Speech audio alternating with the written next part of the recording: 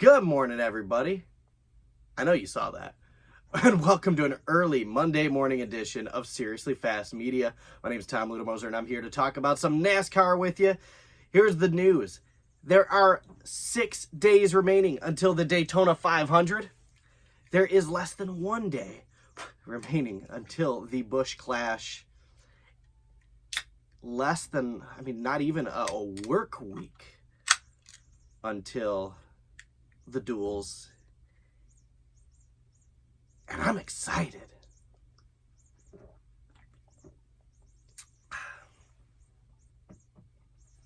So if you guys need to snag yourself some rowdy energy, hit that link below. 10% of all proceeds go to support the channel. And I know you guys know we need some new audio. So thank you guys. Huge for the support on the channel. Today I want to talk about my 5 big predictions for the 2021 season, as well as my picks for the Daytona 500. So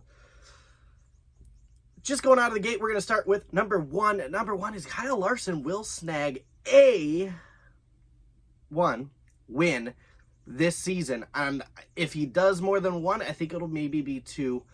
Him and Christopher Bell are going to be dangerous at the Bristol Dirt Race. But does that mean that he is going to go out and snag a win? No, you got to remember, this is the same, how can I put this nicely, subpar 48 car that 7-time champion Jimmie Johnson was unable to win with in the last, was it 2.5 years? 2.5 seasons. Jimmie was not able to snag a win with this race team. It's obviously, it's a rebadged race team, a renumbered race team, but it's still the same race team. You still have the same crew chief, and you have the same team members. Is it all Jimmie's fault? No. Is it all the race team's fault? No. I think Jimmie was beyond his prime, but I think the race team was as well, or never near its prime. Kyle Larson is known for snagging wins where they don't belong in a car that doesn't belong in victory lane. So I do think he'll be able to go out there and outperform what Jimmie Johnson did. And I do think he'll probably sneak into the playoffs this year.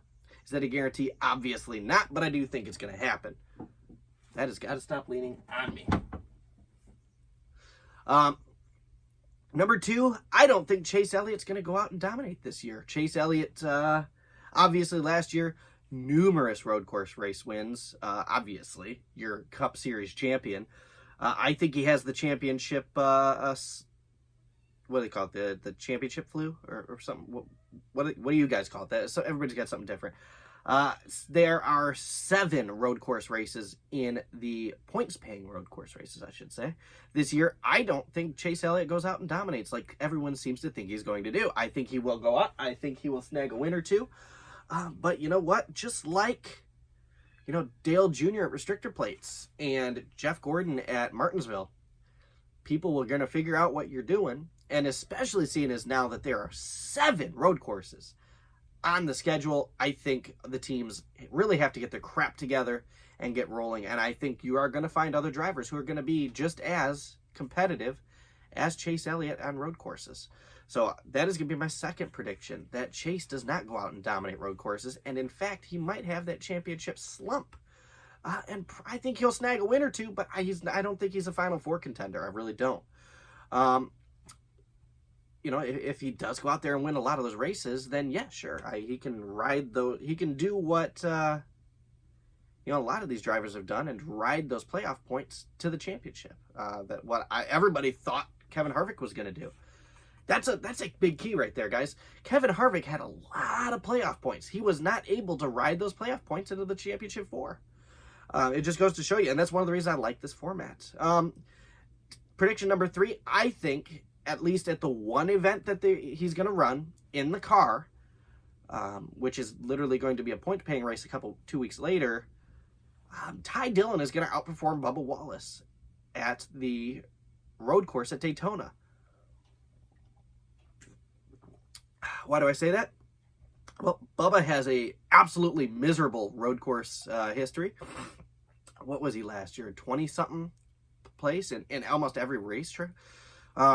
Sure, he was in subpar Richard Petty Motorsports equipment, but I don't think it's really going to help him.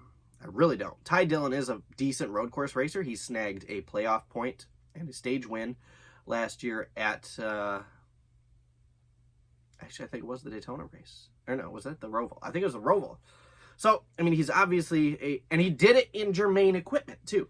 So, Bubba really doesn't have an excuse there. So, I do see Ty definitely outperforming Bubba at the Daytona road course.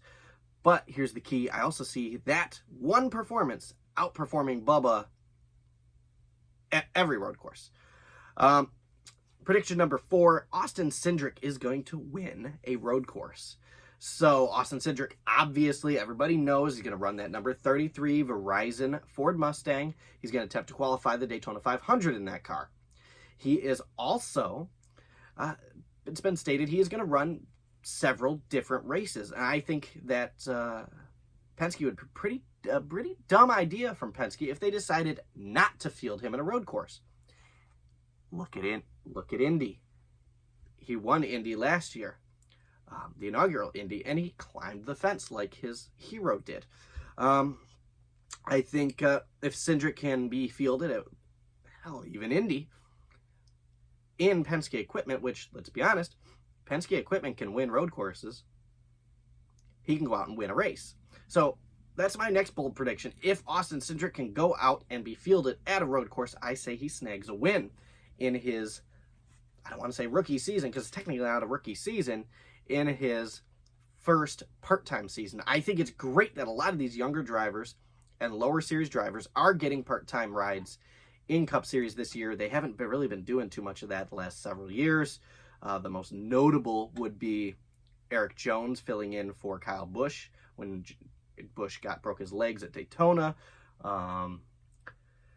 You've got Chase Elliott in the 25 car, who, let's be honest, everybody kind of laughed at. I mean, it hasn't really happened a whole lot, so it is cool to see that starting to happen again. I love seeing that.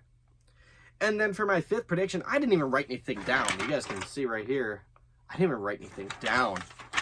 My 5th prediction is going to be, I'll tell you that here in a second. I'm going to let you guys know my Daytona 500 pick. So my Daytona 500 pick, be mad at me all you want, hate me for saying it. I think Ricky Stenhouse Jr.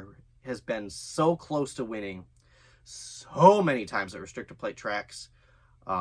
Last year would have won at Talladega if there wasn't a giant wreck in front of him. I think Ricky Stenhouse Jr. can calm down, relax. I hope he doesn't chug a whole bunch of NOS or Rowdy. And if he can survive the race and be there at the end of the race, he is arguably the best restrictor plate racer in NASCAR right now, outside of Denny Hamlin. In terms of overall performance, he has the best average finish at Talladega as of last year. I think he can go out and snag a Daytona 500 and be what most people would call a dark horse pick. I really don't think he's a dark horse pick. He is that good at restrictor plates, and to be honest, I think he's that good at Daytona. My dark horse pick, though, is going to be the number 62 Beard Motorsports Chevrolet of Noah Gragson. He is excruciatingly aggressive. He is very, very good at putting himself into situations that he needs to be in order to go out and get a win. But I do think he is kind of in the same boat as Stenhouse usually is, and he is a little too aggressive. He makes the moves when they shouldn't be made, and therefore kind of flutters a little bit. We've seen it happen a couple times. He likes to tick people off during races.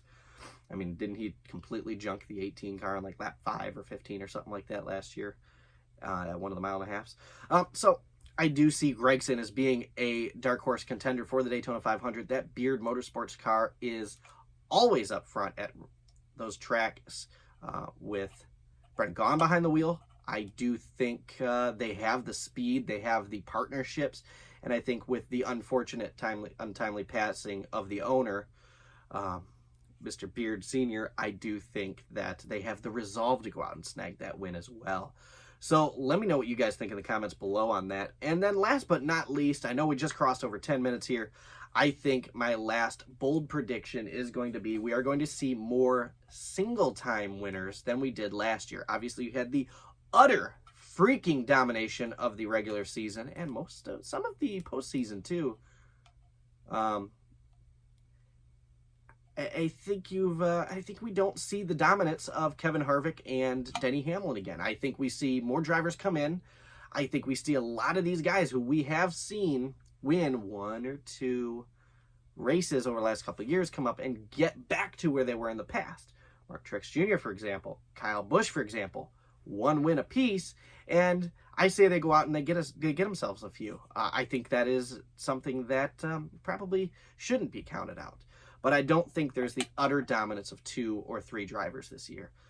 I think, especially with the next generation car coming next year, we're going to see a lot more teams come up and be prepared. Some honorable mentions of things that I can kind of see happening this year are also going to be Kyle Busch has a resurgence year, and I think he could also be kind of considered another dark horse for the Daytona 500. It's the one thing at NASCAR he has not accomplished. Winningest driver in NASCAR history, check. Championship, check. Multiple championships, check. Previously. Won at every single racetrack, check. I think it happens. So, I also see kind of some of the small teams that are investing buku bucks into NASCAR, such as Spire Motorsports and Kulig Racing. I say they can go out and snag a win. You've got Justin Haley he's got to be one of the best up-and-coming restrictor plate track racers.